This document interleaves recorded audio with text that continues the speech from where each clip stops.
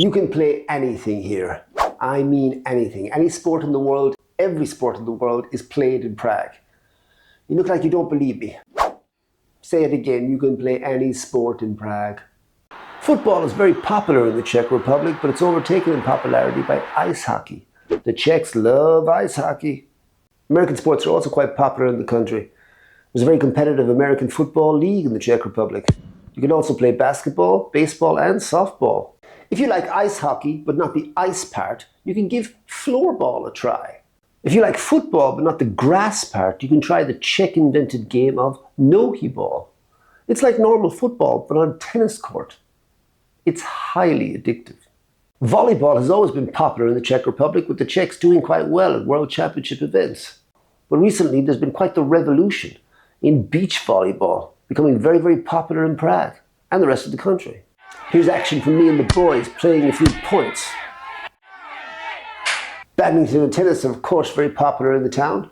I've even seen some people play beach tennis on a beach volleyball court here. There's a lacrosse club near where I live, and all types of rowing, sailing and swimming happen in Prague. And in the unlikely event you have nothing to do and you're very, very bored, you can try the most boring sport in the world. Cricket. How's that? Boring! If you're looking for a bit more action in your sports, you can try something like rugby, Australian football, or the two greatest sports the world has ever seen, Irish football and hurling. They're both played in Prague as well. I told you, you can play any sport you want in this town.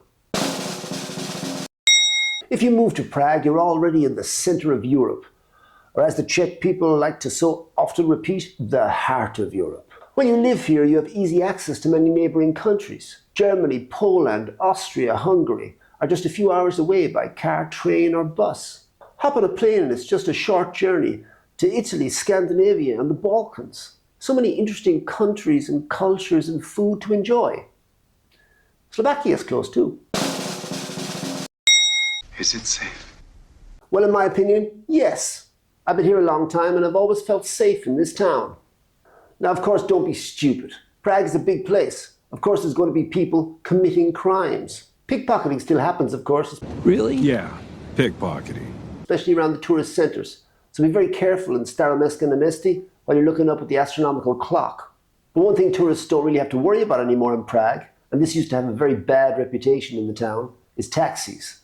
There used to be countless stories of tourists getting ripped off by taxi drivers in Prague. My friend arrived here in 2019 to visit me. He wanted to travel from Hradní Dráží to Wenceslav Square. He was charged 725 crowns. You can walk that distance in about 5 minutes. Of course, these days people can download apps like Uber and Bolt, where the price is quoted before you get in the taxi. And if you believe that women are better drivers than men, you can even request a female driver in your Uber or Bolt.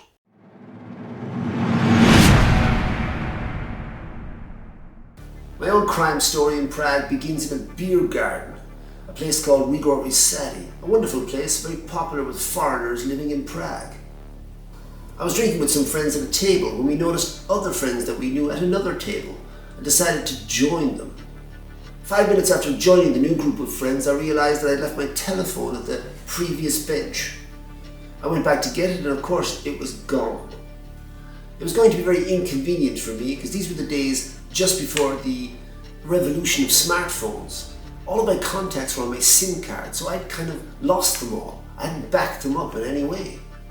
So that evening I decided to send a message to my phone. I said to the criminal, the person, whoever stole my phone, I said, okay, no problem. You've got my phone, you can keep it. Enjoy it in health.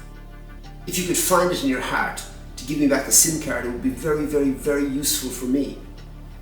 If you wouldn't mind, you could drop it into the Vodafone shop near the IP Pavlova metro in the centre.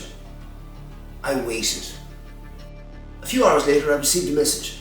The message said that my SIM card was in McDonald's, the McDonald's beside the Vodafone shop near IP Pavlova. And if I went there the next morning, I could find it in the male toilet, sellotaped to the bottom of the sink. Sure enough, I went there the next morning. Taped to the bottom of the sink was my SIM card.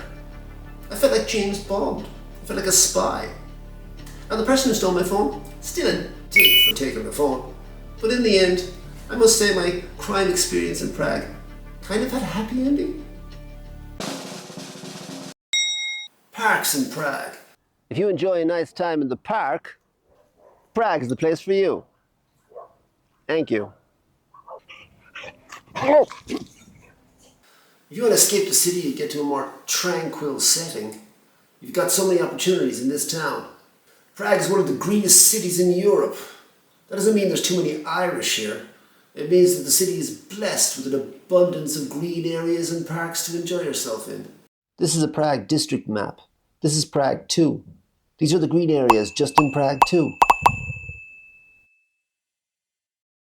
I think other cities around Europe are green with envy.